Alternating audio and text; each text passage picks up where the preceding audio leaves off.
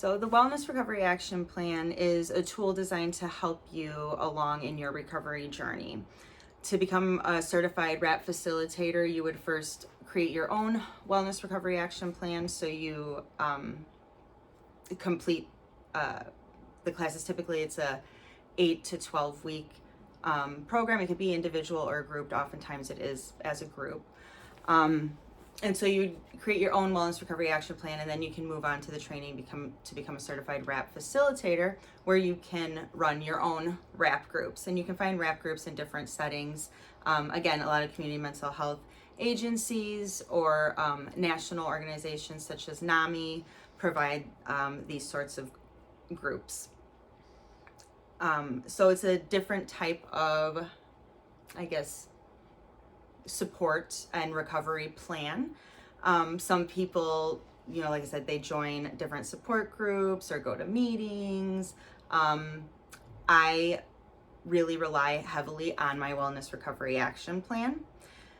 So when you create your action plan, your RAP plan, you will learn about the 5 recovery concepts, being hope, personal responsibility, education, self-advocacy, and support.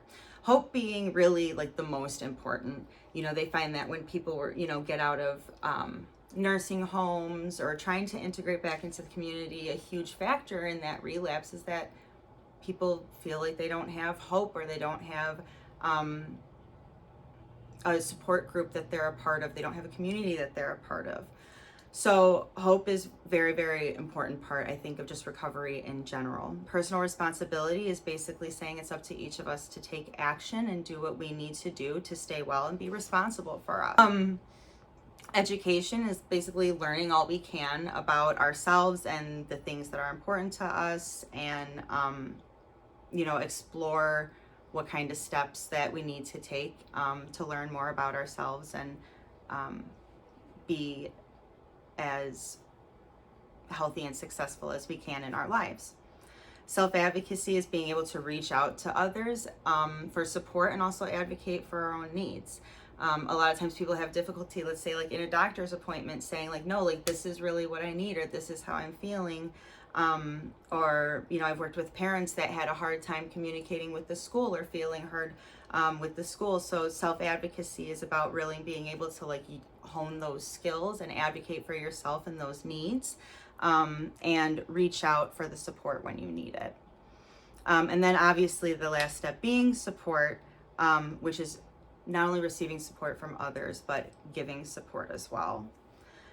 So those are the recovery concepts that you learn about as you create your wellness recovery action plan. And then the RAP plan itself has different parts. So you have your wellness toolbox, which is basically your list of skills and strategies that we use to feel well, or that we use to feel better if we're not feeling well. So that would be, your coping skills and things like that. Then the first part of it would be your daily maintenance plan. So those are kind of the things you have to do every day to feel well, whether that's, like brushing your teeth or taking a shower, or getting outside and going for a walk, or, making sure you let the sunlight in your room. For some people it might be, putting on clothes that make them feel good, or doing their hair or makeup, or, talking to a support or something like that. But those are the things you need to do every day to feel well. And then the second part, you're going to identify like stressors or triggers. So these are events, circumstances, situations that kind of trigger these uncomfortable feelings.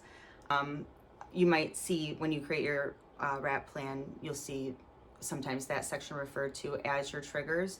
That's typically the word that I use. But those are the things that, tend to set you off, whether the trigger is, if you're a recovering alcoholic and the trigger is either the people, places, or, situations that, trigger those cravings.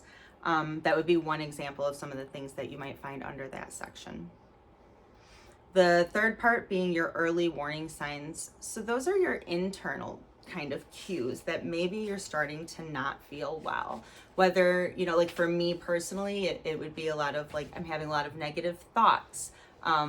just kind of really like negative outlook on life, or I'm very irritable. For some people, they might notice that they're withdrawn or don't really want to talk to people, or maybe don't have interest in things that they typically have interest in. So those are all the things that you might find under your early warning signs.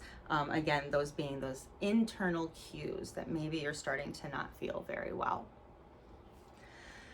The next thing is going to be signs that things are breaking down. So when things are breaking down, and we're starting to feel worse despite our best efforts, this is the time where we need to really take action to prevent that crisis. So that might be going into your wellness toolbox and, identifying, okay, who are my supports? Do I need to start going to meetings? Do I need to join some groups? Should I get into therapy? Whatever that might be, to prevent a crisis after you have been trying to use your wellness tools on your own and you're still feeling unwell.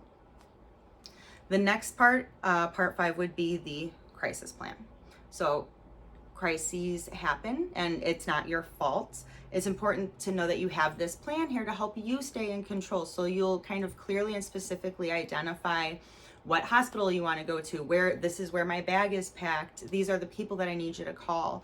All of those things will be kind of clearly laid out in your crisis plan, as a way to be prepared if the previous steps aren't sufficient. And then the last part being the post-crisis plan, which helps you to navigate the period after the crisis. So this would be kind of, all right, what are we doing to kind of, if we've just got out of the hospital, right, reintegrate back into the community, get back on track, and make sure that we can return to our, daily lives and normal routines.